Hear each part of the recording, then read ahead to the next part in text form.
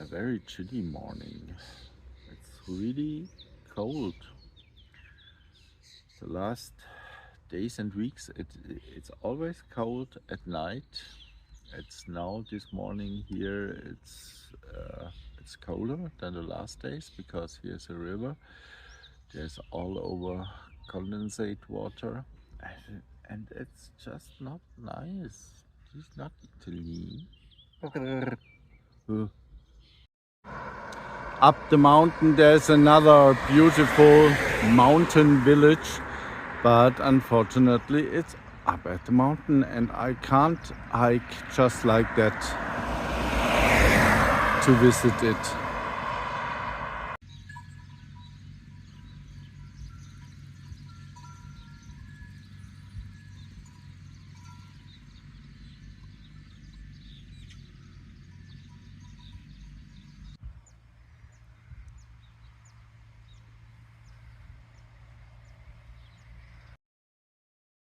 There was a sign, Monasterio, 300 meters, so I thought, let's have a look.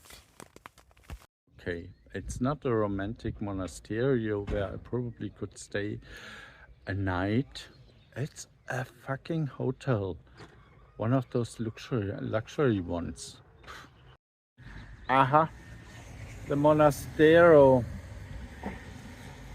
where I thought there are some monks belongs to the leading hotels of the world, and booking.com offers tonight a room for 790 euros. That's almost in my budget. Have a look at this building. It's so beautiful, but it's abandoned. And there are hundreds of them in Tuscany, really hundreds. This is special now. I made a stop here and just to buy a Coke. And I took it out of the fridge and then I wanted to pay it, and then the cashier told me that I don't have to pay because there was just a man passed by and he told him that he will pay everything I'm going to take. And I even don't know who this person is. Thank you so much. I'm really moved. This is really very nice.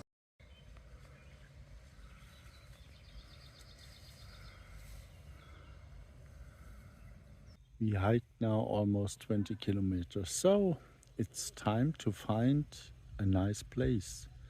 Best one would be with a view like this, but it's difficult. Everything is private, everything are fields. Let's see.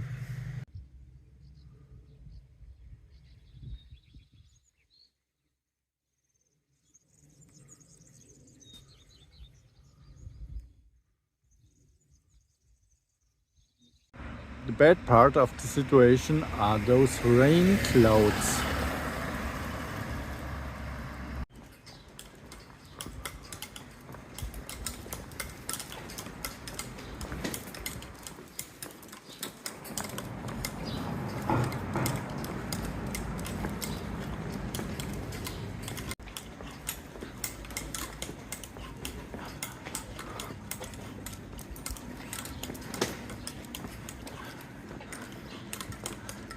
Oh, guck mal, guck's an. I have to think, and I can do this best with the ice cream. And I have to ask the universe for a place to sleep. It was raining now, and I thought I will have a look if I can get a room here. There are 2 or 3 houses. They are also not that expensive, but they are fully booked for today. So I think I have to continue hiking. And let's see what the day will bring.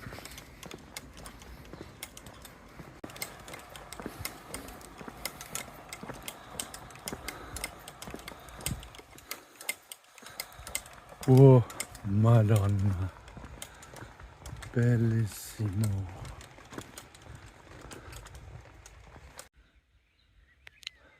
So schön das hier alles ist, aber das sind Olivenhaine oder Weinberge. Man kann sich da nicht einfach irgendwo reinlegen.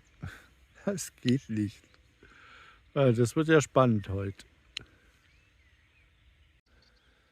So beautiful as it is, but these are olive tree plantations. These are vineyards. And it's all over the same. And you cannot just sneak in, putting up your tent and spend a beautiful night in there.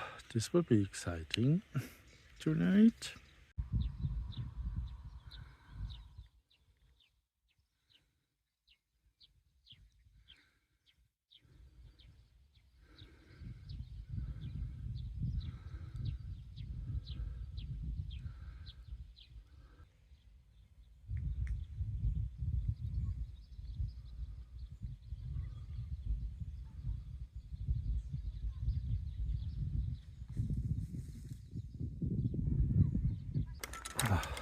So now I was very brave, and there was a woman sitting in front of her really large house, and I told her the problem and that I'm looking for a little space for my tent.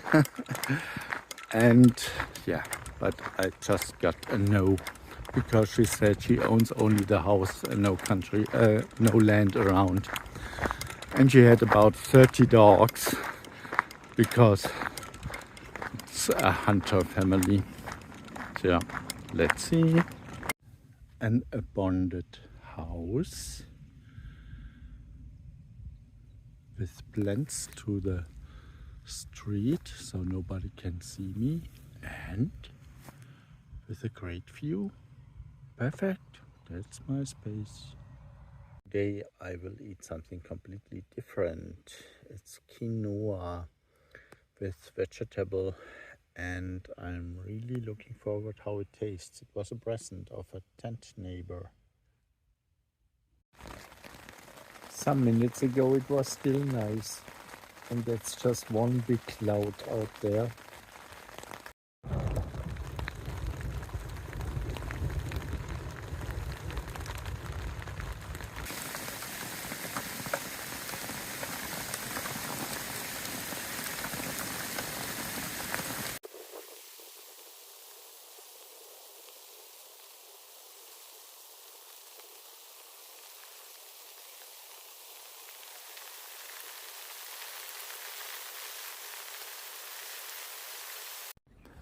Is there life outside of Earth? You might be wondering and thinking what that has to do with me. How can that help me mentally? The question of whether there is life outside of Earth remains one of the great unsolved mysteries of science. To date, there is no clear evidence of extraterrestrial life, but many scientists consider it likely that life could exist elsewhere in the universe, given its immense size and diversity.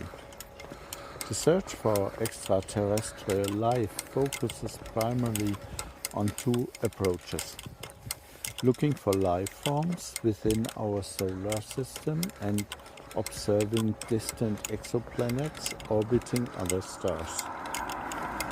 There are several candidates in the solar system that may offer conditions suitable for life. Mars, for example, has had liquid water in its past, and there is evidence that water ice still exists beneath its surface today.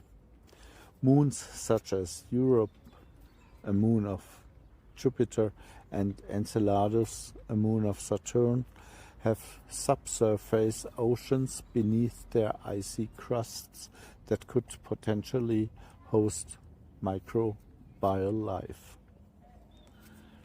Outside our solar system, astronomers have discovered thousands of exoplanets, some in the so-called habitable zone of their stars, where temperatures may be moderate enough to support liquid water.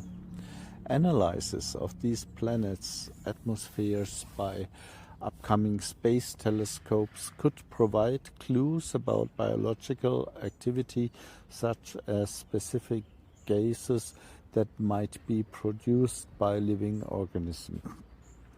In addition, astrobiology, which studies life in the context of the universe, has shown that life can exist in extreme conditions, expanding the possibility of various life forms different from those on Earth.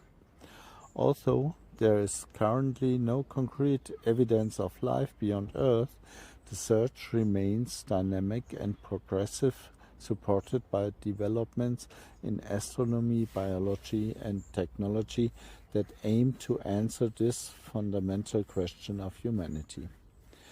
In the quiet hours of the night, when the sky is full of stars, and I sit in front of my tent, and the cloak of the night caresses my soul, the gate opens to infinity. The vastness of space, immeasurably and timeless, reminds me of how small and fleeting my existence is. Every star, every distant galaxy carries the promise of countless worlds and life forms. It is this realization that evokes deep gratitude and humility in me. Gratitude because I am part of this grandiose mosaic, a tiny spark in the infinite ocean of existence. In the midst of the stars, I somehow also find comfort and inspiration, an awareness that my life, no matter how short it may be, has a place in the universe. The idea that there are countless life forms, each with its own history and purpose, awakens a deep connection in me. We are not alone, but part of a much larger whole. I feel humility because the infinity of the universe brings us the limits of our knowledge and understanding before our eyes.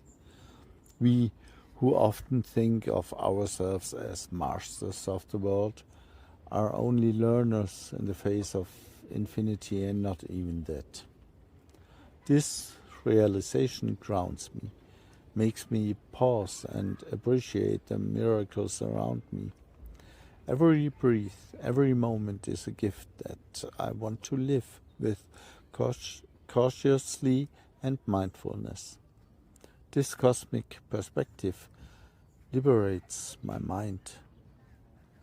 She opens doors to new thoughts, lets me dream and research in constant search for the deeper meaning. The infinity of space teaches me that there is more and more to discover, that knowledge is inexhaustible, and that my striving for knowledge never has to end. It's a journey that moves me mentally, inspires my imagination, and encourages me to keep looking beyond the horizon. So at that moment I sit in front of my tent under the endless Tuscan sky tent and feel the deep connection to everything that was, is, and will be. In this vastness I find not only my place but also the strength to go on, to learn and grow. It is the infinity that teaches me that true greatness lies in the recognition of our own smallness, and that in the endless search for knowledge and understanding lies the true wealth of life. Where do you get the strange certainty that in the infinity of space only we exist? What makes the certainty that there are infinitely many civilizations with your mind, and how does it inspire you?